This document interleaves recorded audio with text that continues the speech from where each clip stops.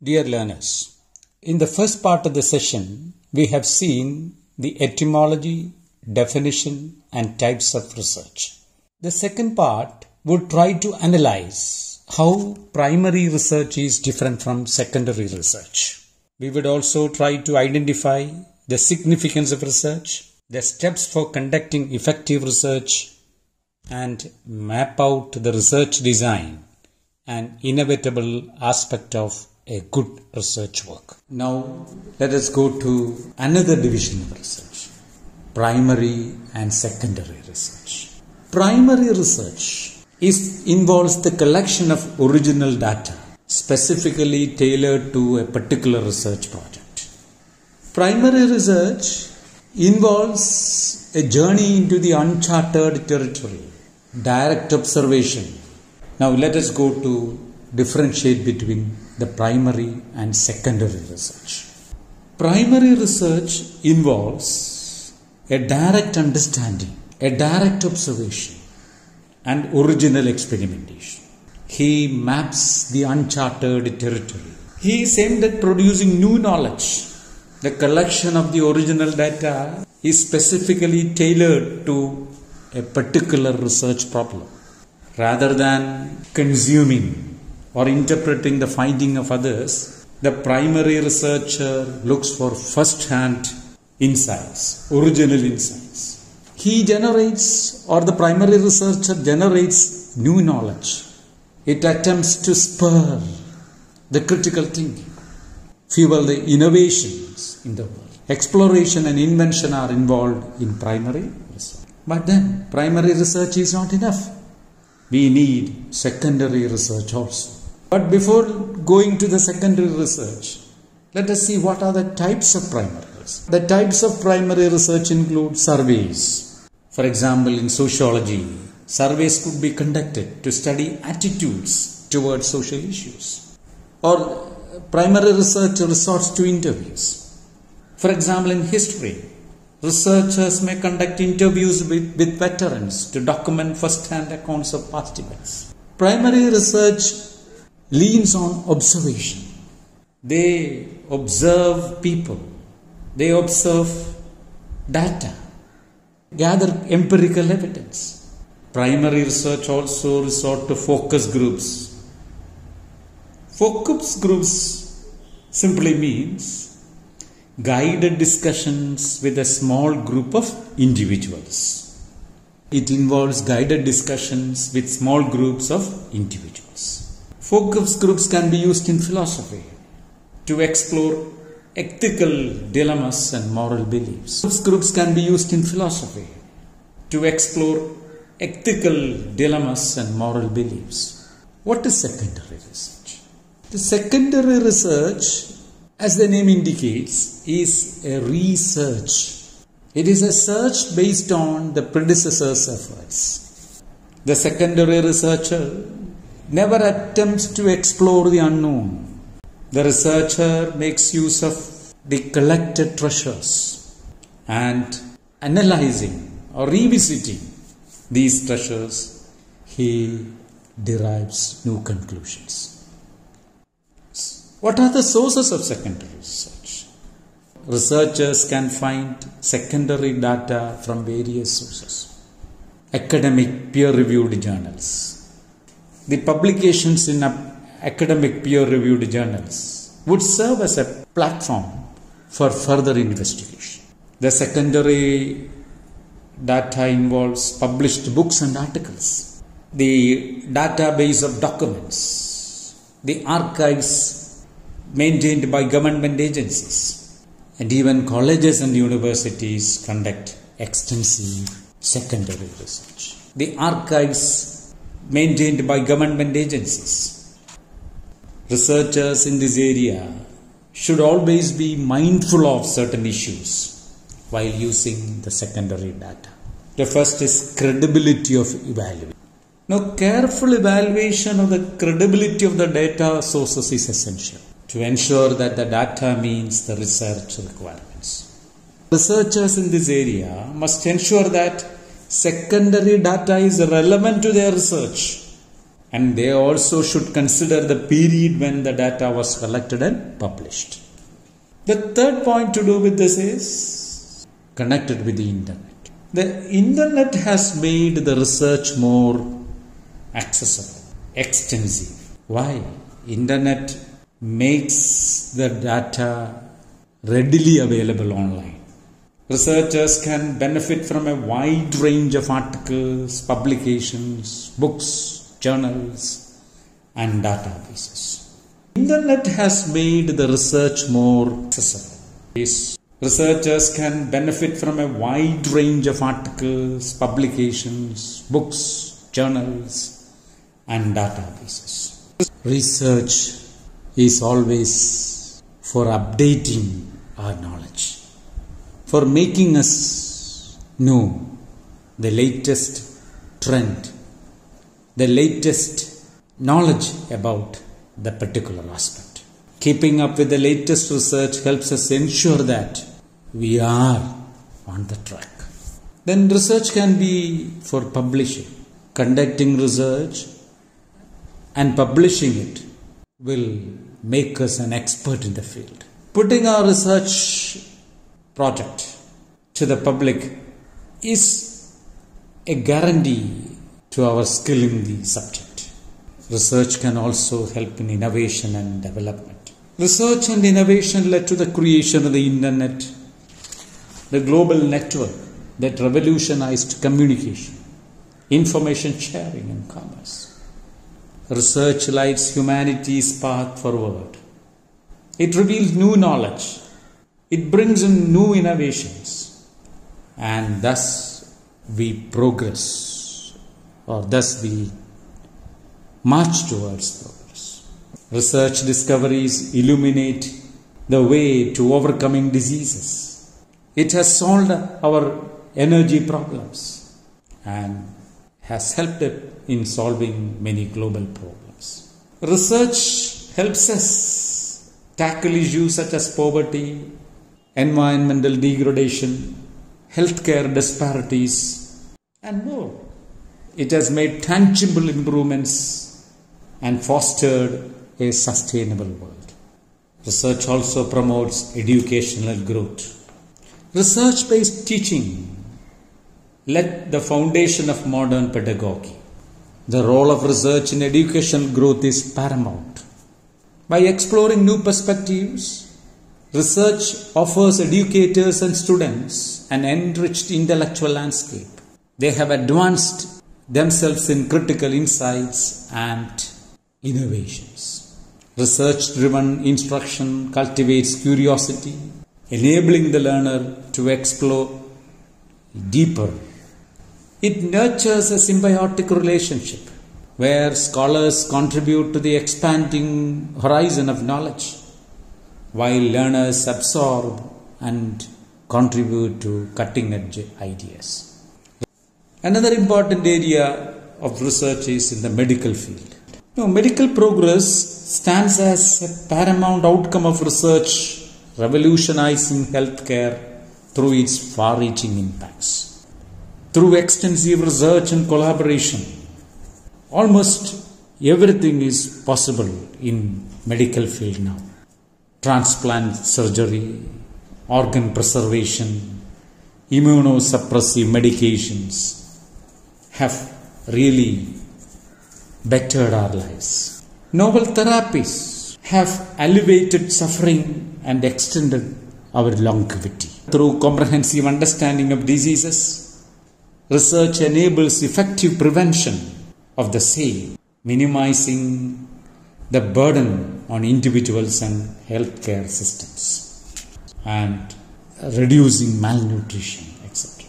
In brief, the advancements in medical field shaped the landscape of healthcare, offering hope, relief, and enhanced well-being to individuals and societies. Research has also contributed to cultural preservation. The Ajanta Caves in India, which is a UNESCO World Heritage Site in India, house exquisite paintings and sculptures dating back to 2nd century BC. But down the ages, Environmental factors and human activity had taken a toll on these artworks. But through extensive research and conservation efforts, experts have revived the vibrant colors and intricate details of Ajanta caves. This is not for Ajanta caves alone. Research has been used all through the world to preserve cultural heritages. Now, such preservation promotes cultural identity, pride, and a sense of belonging. It tries to connect the past with the present and enriches the society with a mosaic of tradition which would have passed into oblivion otherwise. Research has also promoted global collaboration. No, by transcending the geographical boundaries, by enriching expertise, research has made collective advancement of knowledge and solutions possible. Researchers across the globe pool their insights, methodologies, resources, trying to tackle complex global challenges like climate change, infectious diseases, and technological frontiers. The collaborative synergy has enriched the depth of understanding and accelerated the pace of discoveries. Exchange of ideas, data, and innovations have made the impossible possible. Research also contributes to the personal growth of an individual. The best illustration in this area is Dr. APJ Abdul Kollam, from a newspaper boy in a small village. He grew to the Missile Man of India. This Missile Man of India became the president. Therefore, his is a meteoric rise from the small hamlets of a village to the Rashtrapati Bhavan. Kollam's journey serves as a testament to the transformative power of research in shaping individuals and their contributions to society. Personal growth is possible. Research has also contributed to the social progress. All of you are familiar with Amartya Sen. This Nobel laureate has researched on famine and poverty in India, and he emphasizes, reiterates that famines are not due to food scarcity alone. Famines can be the result of social and economic inequalities. And his research has influenced policies, address the root causes of poverty and famine, highlighting the importance of understanding complex social issues for bringing in positive changes in society. Research reveals the intricate layers of societal issues, unearths disparities, and sheds light on systematic injustices. By illuminating these aspects, research becomes a catalyst for social change, enabling policymakers, government agencies, and NGOs to take informed actions to rectify inequalities and enhance inclusivity. The next aspect is to do with the steps for conducting effective research. Any researcher shall start with the big picture. The researcher should understand the broader context before narrowing the focus. It is like being up on a hill, observing a vast landscape. We are getting a panoramic view of the subject before the researcher begins his study on a particular aspect. The second point is that the researcher should find reliable sources. The researcher should vet information by corroborating across multiple high-quality sources. A researcher should be like a detective, gathering evidence from different sources to solve a case. The researcher should continuously absorb new information.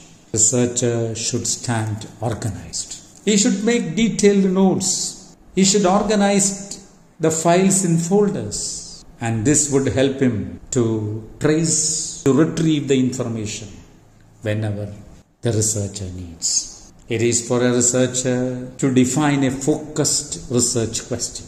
There should be a focus. There should be a spotlight on the specific area of the landscape. The literature review would help the researcher find the focus. A good researcher should choose appropriate research methodologies. including surveys, interviews, experiments, etc. A good researcher also should collect and analyze data objectively. He should be unbiased, without any prejudice. And an unbiased mind only can make objective interpretations. Finally, a good researcher should be able to communicate his research clearly. Having arrived at the conclusions, the communication should bridge the gap between the complex research and those who benefit from it. Let us see what are the skills involved in research. Several skills can make the research a perfect work of art.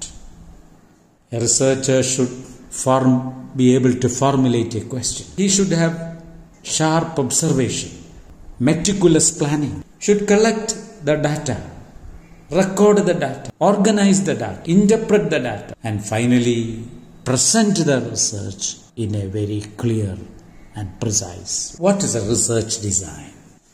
The research design is like a master plan that provides the blueprint for carrying out a study from the start to the finish. A research design is like a master plan that provides the blueprint for carrying out a study from the start to finish. The research design sets out the roadmap to follow. It lists the key elements like objectives, the data to be gathered, the methods for collecting the data, the plans for analysis, the strategies for the analysis, and the purpose of the communication. The research design keeps the entire project on track.